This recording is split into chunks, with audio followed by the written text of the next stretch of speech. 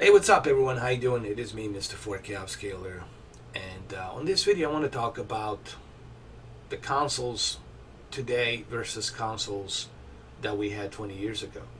If you look at the consoles today, in some ways, I don't even know if you can call them a console, because the consoles to me always meant something that you put a cartridges in and you play the game, you put a disc inside and you play the game from the disc. The console to me, it's not something where you're required to be always connected on internet. It's not something where you have to pay a monthly subscription to be connected to that console, because without monthly subscription you really can use that Xbox and you really can use that PlayStation. So the consoles today are so different that I can't even call them a consoles. Same goes with a hard drive. You have to have enough hard drive space in order for you to play the games. You have to have tons of hard drive space for you to play these games. You didn't need that back then, because the games were being played directly from the cartridges and from the disc. You don't have that anymore. What you have today is you simply have to be connected to a network. You have to pay a monthly subscription to that network, and then that network prompts you when you buy the game and download the game. It prompts you every single time to be connected to the Xbox Live or the PlayStation Network in order for you to play that game, because they want to see that you actually have purchased the game. So right there it loses its name console. I think the only thing that keeps these consoles relevant is the fact that they have exclusives. If it wasn't for the exclusives, it would be no different than what we have on PC right now. And slowly we're seeing that the consoles are slowly moving into the whole upgrade trend, just like PC. The only difference here is, instead of you purchasing a graphics card to put it in your system, you're purchasing a new system altogether. So think of it like that. Think of your consoles as like a new GPU. Okay, you bought a PlayStation 5. Well, developers need more power for the 8K, so you're going to have PlayStation 5 Pro or PlayStation 5 Pro ZX, Z, or XL or Extreme or whatever they're going to label the name. Same thing's going to go with the Xbox 2. Xbox 2 XL or Xbox 2 Super or whatever the label they put on there. Eventually you're going to have to purchase another console to reach that fidelity of high resolution of 8K, and then more fidelity on graphics. But you're going to need to upgrade constantly to a new system. So in a way, it has become like a PC. Honestly, it's really following the footsteps of the PC. And I'm not the only one that sees this. A lot of people, well, people who are my age, 40 years old, who actually grew up playing the consoles. We know the meaning of the consoles. Believe me, I know the true meaning of the consoles. I grew up with the consoles. I know what the word consoles mean. But today, in today's time that we live in, 2019, that's not the case anymore. Everything has changed. The entire infrastructure of console gaming has been changed.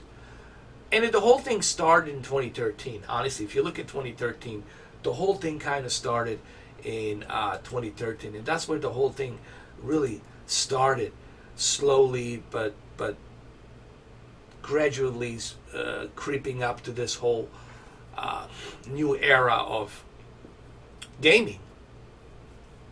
It's pretty much like PC. You look at PC, you got a Steam, right? You have to be connected to Steam in order for you to play the game. Well, look at the Xbox. You have to be connected to the Xbox Live in order for you to play the games. Look at PlayStation. You have to be connected to PlayStation Network, and you have to pay a monthly subscription in order for you to play the games. And you can only play the games from your hard drive. Same thing goes on the PC. You can only play the games from your hard drive. And in past 5 years, what have we seen? Bunch of different upgrades. First Xbox One S, then the Xbox One X, and now Xbox 2 Scarlet. Same thing with PlayStation 4. PlayStation 4 2013. Okay, past 3 years, we get 2016, we get a PlayStation 4 Pro with a more powerful GPU. And then now they're talking PlayStation 5. 2016, 2017, it's been 3 years, so every 3 years, you're going to have some kind of an upgrade. And that's what we get. I'm speaking from what I have witnessed, what I have experienced in past 6 years. Within 6 years, we went to 2 major consoles in such a short period of time. And we're not done yet. We got PlayStation 5 and we got Xbox 2. So it is really, in my opinion, the consoles are really going down that same trajectory as a PC. I don't know how else to call it. I don't know how else to look at this trajectory except that it's looking like a PC to me. Now, granted, PC is a personal computer.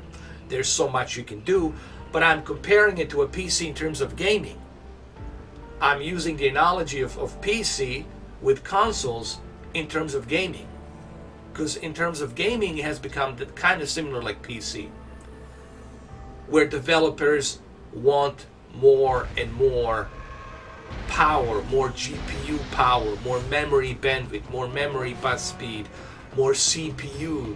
They want more powerful CPU to be overclocked on a console, so that way they can have more tools available to make their games look the way they wanted them to look on a console. The word console, if you can even use the word console. The quote in the airs. Right there. Look at my quotes in the air.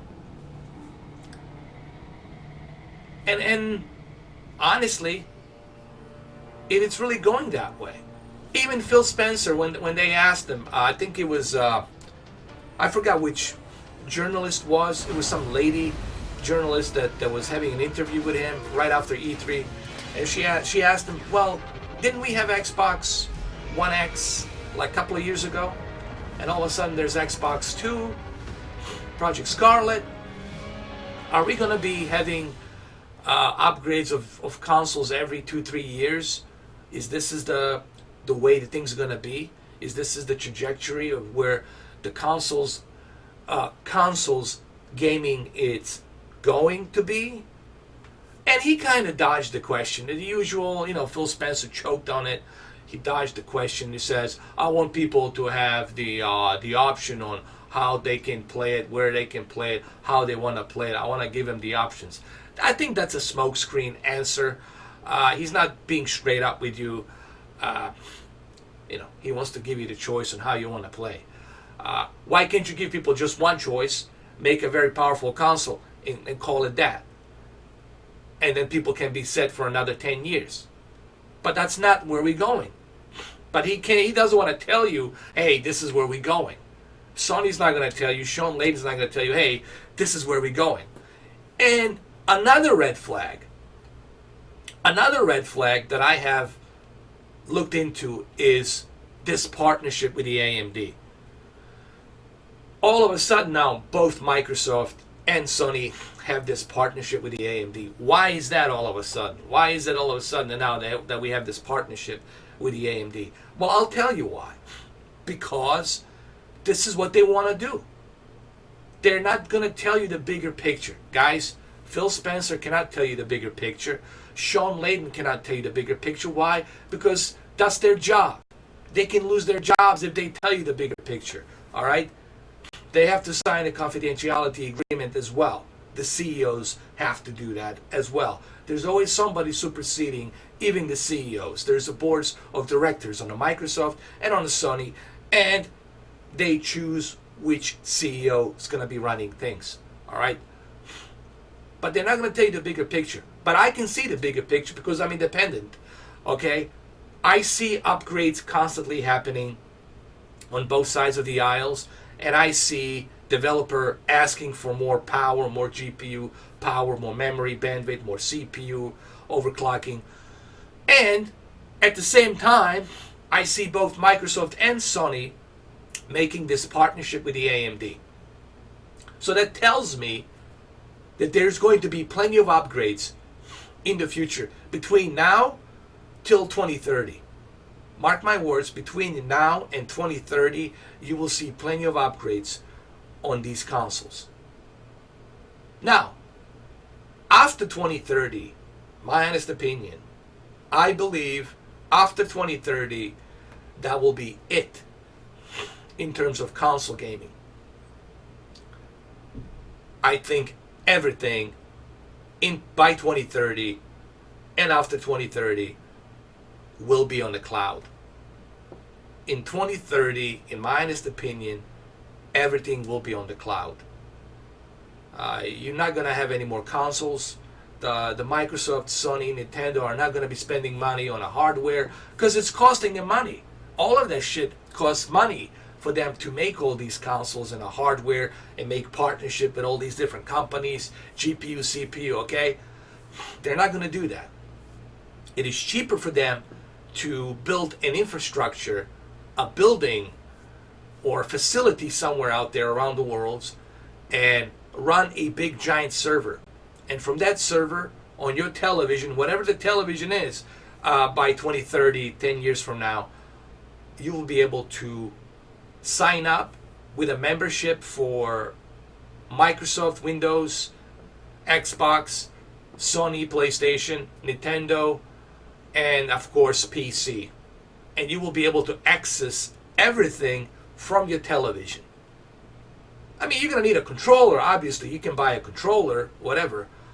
But you will be able to access everything from the television. And the television manufacturers will design these televisions where you can plug in it via USB 3.0, whatever, 4.0, 5.0, whatever they call it. Or maybe some wireless hardware they're going to have in there. Okay, so you're going to be able to play all your games from the cloud on the television. Because I believe by 2030, the internet speed is going to be so fast and so instant that it's going to make 3 gigabit internet speed right now look like a joke. 10 years from now, the 3 gigabit internet speed is going to be a joke compared to what we're going to have on 2030. And I strongly believe this, that's what's going to happen. But from 2020 to 2030, okay, how about this? From 2020 to 2028, you'll see a bunch of different upgrades on both Sony and Microsoft on their consoles. And after that, by 2030, you're going to see Google Stadia, you're going to see Xbox Cloud, you're going to see Sony Cloud, Nintendo Cloud. You're going to see all of that go to one big giant cloud service. And from there, they might even join Stadia, depending on how big the Google becomes. They all might be on the Google Stadia. And from there, the Google Stadia could creep up and move into the television manufacturers. And from television manufacturers, you'll be able to connect your controller, and that's all you're going to need. Or they're going to ship the television with a controller, and with a gaming controller and a remote controller, and you will be able to access all of your games from a television. And I think that's where it's going. Honestly, I think that's where it's going. They're going for that. That's what I honestly believe the future is going to be. And I think this whole hardware thing, it's going to be a thing of a past. Because this way, Sony and Microsoft, they don't have to build a new console anymore. They can run everything from the server. They can build GPUs, CPUs. They can build these rigs with AMD or NVIDIA, most likely AMD, because they have partnership. they'll be able to specifically design the GPUs and CPUs to run directly on that server. And you're going to be running some ridiculous amount of internet bandwidth speed that you won't have any problems by 2030 running it in 4K or 8K. It's going to become standard. I know this is difficult to see it right now. And I know you guys are watching this video and you're like, what are you, from the future? I'm not from the future, but what I'm doing is I'm looking at it from a logistic point of view. I'm looking at it from a scientific point of view. This is where we were 20 years ago, and this is where we are now. But the difference now is that everything is multiplied 20 times that faster than what we had in 2003 or 2004. Everything is multiplied 20 times more faster. And when you multiply that 20 times more faster every year in technology advancements by 10 years from now, then you do the math and you will see just how fast this whole thing will grow and how fast this whole thing will advance. I know I flew by all of this with some of you are probably kind of lost, but some of you might be able to catch my drift. And my drift here is that my trajectory here that I'm using and the way I'm looking at things in the future, it's based on what I am seeing today and multiplying that today 10 years from now. In other words, that's what I'm saying. And I think that's what you guys are going to be seeing 10 years from now. However, I could be wrong about all of this. I could be wrong about every single aspect of this. All right? But I also could be right. And I guess the time will tell. The time will tell whether or not I was right or whether or not I was wrong. But I'm looking at this from a realistic point of view, from a realistic objective, from a trajectory that I'm implementing in the future. It's looking at all of these elements, looking at how things were 20 years ago versus how things are now, and then I'm looking at technology the way it is right now, and I'm multiplying it 20 times that each year. And then 10 years from now, multiplying that each year 20 times, well, by 2030, I believe that's where we're going to be. If everything goes as planned, that is. However, I could be wrong. But let me know what you guys think. Do you agree with me? Do you think I'm wrong and that maybe I'm just kind of too far off? What do you think? I would like to hear your opinions. I would like to hear what you guys have to say. I want everybody to know this is just my opinion. I'm entitled to my opinion, and I'm looking at it realistically. I'm looking at this whole thing, and this is the best trajectory that I can come up with in terms of where we're going to be 10 years from now, and also the way consoles have become. And I really hate to use the word consoles because, guys, we don't have consoles anymore. You can't call it consoles. Call it a gaming entertainment center, whatever, something like that. But consoles, to me, the word consoles meant where you put a cartridge in, you're good to go. You don't have to be connected to the internet. You don't need to be prompted by a cloud service to let you know that you actually are subscribed to the network. You don't have to have a hard drive space to install the game. You don't have to have any updates. You know, you had a complete package with consoles back then. PlayStation 2 was a console. PlayStation 3 was a console. The original Xbox was a console. Xbox 360 was a console. Dreamcast was a console. SNES, Sega Genesis, Sega Saturn, those were the consoles.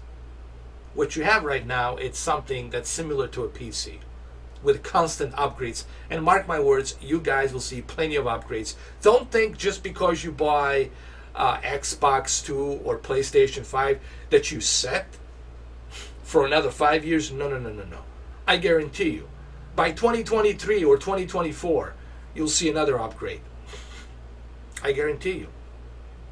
By 2024, you'll see another PlayStation 5 Pro or PlayStation 5 XL or whatever they call it, and you'll see another Xbox 2 Super, or by 2023 or by 2024. Most likely 2024. And you will see that. And I think after that, by 2028, I think that's going to be it. I think the cloud gaming will take over, and everything's going to be on the cloud. You're going to see the last of the consoles. The consoles. I hate to use the word consoles. That's why I'm using these quote marks in the air. Okay. So, but anyway, let me know what you guys think. I want to hear what you guys have to say. You heard me, what I have to say. Obviously, you don't have to agree with me. Everybody's entitled to their opinion, but this is honestly how I look at things. I'm trying to look at things realistically, and this is where I honestly believe we're headed, and this is where I honestly believe we are going in this trajectory. Other than that, thank you for watching this video. This is a 3DMARK. I was just doing some tests with my RYZEN 5, 8 gigs of RAM, onboard memory, and GeForce RTX 2070. So there you have it. And you will see the results right now. It's going to show up. There it is. I got a decent score. Valid score. It's all right. I was getting 58 frames per second, which is not bad. So I was getting a decent result here on one of my computers. I have 3 computers, 3 PCs. This is one of my PCs, and I was getting a decent results here. But anyway, you guys let me know what you think, and I'll catch you guys later. Take care.